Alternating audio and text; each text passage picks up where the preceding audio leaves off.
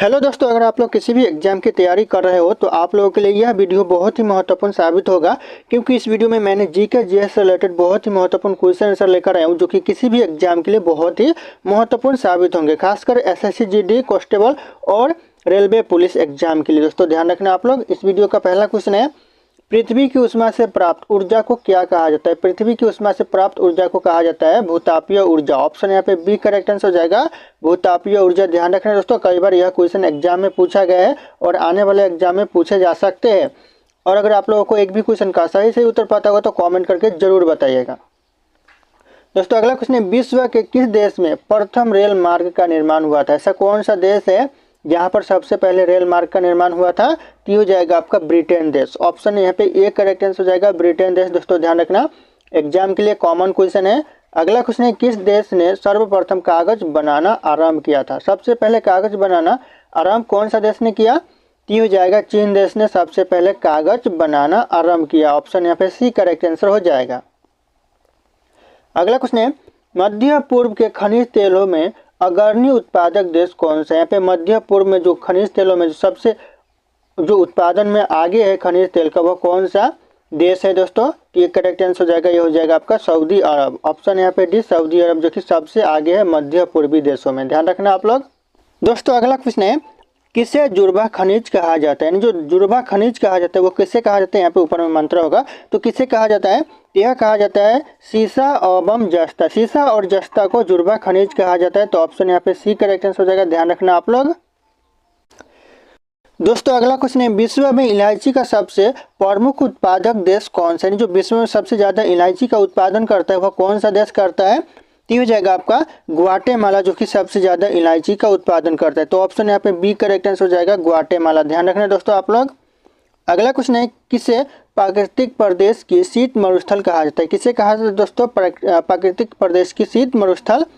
यह कहा जाता है टुंड्रा प्रदेश को। ऑप्शन यहाँ पे बी टुंड्रा प्रदेश करेक्ट आंसर हो जाएगा, जिसे शीत मरुस्थल कहा जाता है। अगला क्वेश्चन है, किस प्राकृतिक प्रदेश को गर्म पेटी के नाम से जाना जाता है? ऐसा कौन सा प्राकृतिक प्रदेश है जिसे गर्म पेटी के नाम से जाना जाता है? तो हो जाएगा आपका विषुवतीय प्रदेश को गर्म पेटी के नाम से जाना जाता है। तो ऑप्शन यहाँ पे ए करेक्ट आंसर हो जाएगा। ध्यान रखिएगा, कई बार एग्जाम में पूछा गया है। अगला क्वेश्चन है, भूमध्य रेखा के निकट किस तरह के बंध पाए जाते हैं? कौन से बंध पाए जाते हैं दोस्तों भूमध्य रेखा के निकट? हो जाएगा यहाँ पे उष्णकटिबंधीय वन पाए जाते हैं। तो ऑप्शन यहाँ पे बी करेक्ट आंसर हो जाएगा, उष्णकटिबंधीय वन। ध्यान रखना आप लोग। अगला क्वेश्चन है, सदाबहार वर्षा वन कहाँ पाए जाते हैं? जो सदाबहार वर्षा वन है यह पाए जाते हैं ब्राजील में। ऑप्शन यहाँ पे बी ब्राजील करेक्ट आंसर हो जाएगा। ध्यान रखना आप लोग।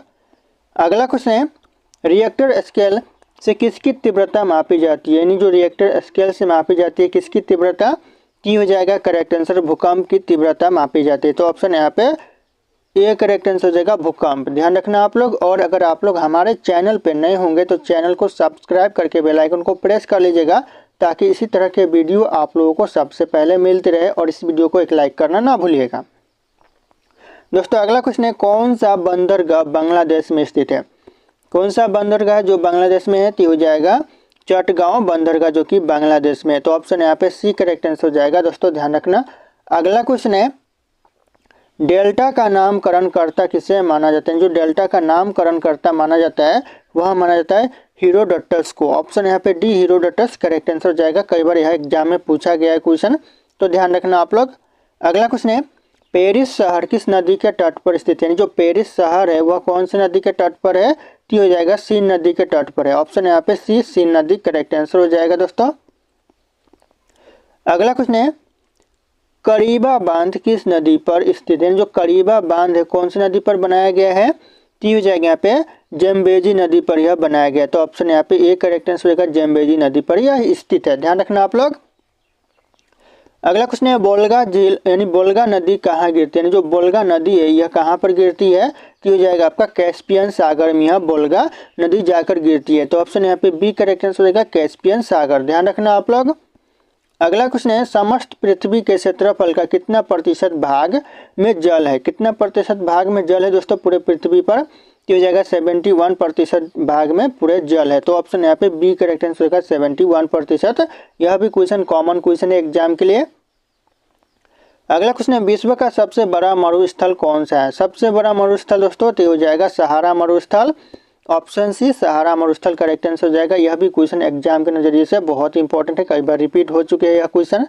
अगला क्वेश्चन, दक्षिण एशिया का सबसे बड़ा मरुस्थल कौन सा है? दक्षिण एशिया का दोस्तों सबसे बड़ा मरुस्थल है हो जाएगा थार मरुस्थल। ऑप्शन यहाँ पे डी थार मरुस्थल करेक्ट आंसर हो जाएगा, ध्यान रखना आप लोग।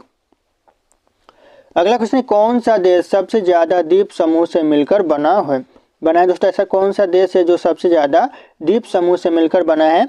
ये हो जाएगा इंडोनेशिया। ऑप्शन यहाँ पे डी इंडोनेशिया करेक्ट आंसर हो जाएगा। यह भी क्वेश्चन एग्जाम के नजरिए से बहुत इंपॉर्टेंट है, तो ध्यान रखना आप लोग। अगला क्वेश्चन है, विश्व के किस देश में अंतर्राष्ट्रीय सीमाओं की संख्या सबसे अधिक, यानी सबसे ज्यादा दोस्तों अंतर्राष्ट्रीय सीमाओं की संख्या, ऐसा कौन सा देश है? तो ये करेक्ट आंसर हो जाएगा चीन देश। ऑप्शन यहाँ पे ए करेक्ट आंसर हो जाएगा, चीन देश, ध्यान रखना आप लोग। अगला क्वेश्चन है, विश्व में महाद्वीपों की संख्या कुल कितनी, यानी पूरे विश्व की बात करें तो कुल महाद्वीपों की संख्या कितनी है? तो ये हो जाएगा 7। ऑप्शन यहाँ पे सी करेक्ट आंसर होगा, कुल महाद्वीप 7 महाद्वीप है पूरे विश्व में, तो ध्यान रखना आप लोग, ऑप्शन सी करेक्ट आंसर हो जाएगा। अगला क्वेश्चन है, स्वेज नहर कब बनकर तैयार हुआ, यानी जो स्वेज नहर बनकर तैयार हुआ यह हुआ 1869 में। ध्यान रखना दोस्तों, बहुत इंपॉर्टेंट सवाल है यह, ऑप्शन बी 1869। अगला क्वेश्चन है दोस्तों, स्वेज नहर की लंबाई कितनी है? दोस्तों जो स्वेज नहर की लंबाई है वह कितनी है? तो हो जाएगा करेक्ट आंसर 168 किलोमीटर यह स्वेज नहर की लंबाई है, बनकर हुआ 1869 में यह बनकर तैयार हुआ, तो ध्यान रखिएगा आप लोग, बहुत इंपॉर्टेंट सवाल हो सकता है। अगला क्वेश्चन है, विक्टोरिया जलप्रपात किस नदी से संबंधित, यानी जो विक्टोरिया जलप्रपात है यह संबंधित है जेम्बेजी नदी से। ऑप्शन यहाँ पे डी जेम्बेजी नदी करेक्ट आंसर हो जाएगा, ध्यान रखना आप लोग। अगला क्वेश्चन है, विश्व की सर्वाधिक ऊंचाई पर स्थित झील कौन सी है? पूरे जो सबसे ऊंचाई पर झील है दोस्तों पूरे विश्व की बात हो रही है, कौन सी झील है? टी हो जाएगा आपका टीटीकाका झील है। ऑप्शन यहाँ पे ए टीटीकाका झील करेक्ट आंसर हो जाएगा दोस्तों, ध्यान रखना आप लोग। अगला क्वेश्चन है, नापोमीटर से किसका मापन किया जाता है? जो नापोमीटर से मापन किया जाता है यह किया जाता है बादलों की दिशा एवं गति का, तो ऑप्शन यहाँ पे बी करेक्ट आंसर रहेगा, बादलों की दिशा को और गति को यह मापन किया जाता है, तो ध्यान रखना आप लोग। अगला क्वेश्चन है, वायुमंडल में सर्वाधिक कौन सी गैस मिलती है, यानी जो वायुमंडल में सबसे ज्यादा गैस मिलती है कौन सी गैस? तो हो जाएगा नाइट्रोजन गैस मिलती है। ऑप्शन यहाँ पे C nitrogen gas correct answer हो जाएगा, ध्यान रखना, कई बार एग्जाम में रिपीट हुए हैं इस तरह के क्वेश्चन। अगला क्वेश्चन है, निम्नलिखित में से किसे श्वेत पर्वत के नाम से जाना जाता है? श्वेत पर्वत के नाम से दोस्तों किसे जाना जाता है इन ऑप्शन में से? हो जाएगा यहाँ पे धौलागिरी को जाना जाता है, तो ऑप्शन यहाँ पे डी करेक्ट आंसर होगा धौलागिरी, ध्यान रखना आप लोग। अगला क्वेश्चन है, कौन सा सबसे ऊंचा पर्वत है? सबसे ऊंचा पर्वत दोस्तों कई बार एग्जाम में पूछा गया है, तो हो जाएगा माउंट एवरेस्ट पर्वत, जो कि सबसे ऊंचा पर्वत है, तो ऑप्शन यहाँ पे ए करेक्ट आंसर हो जाएगा माउंट एवरेस्ट। अगला क्वेश्चन है, कौन सा पर्वत है जो राइन नदी के किनारे अवस्थित है? राइन नदी के किनारे दोस्तों कौन सा पर्वत है जो स्थित है? तो हो जाएगा ब्लैक फॉरेस्ट। ऑप्शन यहाँ पे डी ब्लैक फॉरेस्ट पर्वत, जो कि राइन नदी के किनारे पर स्थित है, तो ध्यान रखना आप लोग। अगला क्वेश्चन है, अग्निवलय किसे कहा जाता है? जो अग्निवलय कहा जाता है यह किसे कहा जाता है? तो यह कहा जाता है प्रशांत परिमेखला को। ऑप्शन यहाँ पे सी प्रशांत परिमेखला करेक्ट आंसर हो जाएगा, अग्निवलय के नाम से जाना जाता है, तो ध्यान रखना आप लोग। अगला क्वेश्चन है, सुनामी किस भाषा का शब्द है? यानी जो सुनामी है कौन से भाषा का शब्द है? तो हो जाएगा आपका जापानी भाषा का शब्द है। ऑप्शन यहाँ पे सी जापानी भाषा करेक्ट आंसर हो जाएगा, कई बार यह क्वेश्चन एग्जाम में रिपीट हुए हैं। अगला क्वेश्चन है, भारत का परमाणिक समय किस स्थान से निश्चित किया जाता है? कौन से स्थान से दोस्तों भारत का जो परमाणिक समय वह निश्चित किया जाता है? तो हो जाएगा आपका इलाहाबाद। ऑप्शन यहाँ पे सी करेक्ट आंसर हो जाएगा, इलाहाबाद से यह निश्चित किया जाता है। अगला क्वेश्चन है, कौन सा ग्रह हरे प्रकाश को उत्सर्जित करता है? ऐसा कौन सा ग्रह है जो कि हरे प्रकाश को उत्सर्जित करता है? तो हो जाएगा वरुण ग्रह। ऑप्शन यहाँ पे डी वरुण ग्रह करेक्ट आंसर हो जाएगा, ध्यान रखना आप लोग। अगला क्वेश्चन है, सबसे चमकीला ग्रह कौन सा है? सबसे दोस्तों जो चमकीला ग्रह है वो चमकीला ग्रह कौन सा है? तो इस क्वेश्चन का जो सही उत्तर होगा आप लोगों को कमेंट करके बताना है। ऑप्शन यहाँ पे सारे के सारे शो कर रहे हैं। फिर मिलते हैं अगले क्लास में।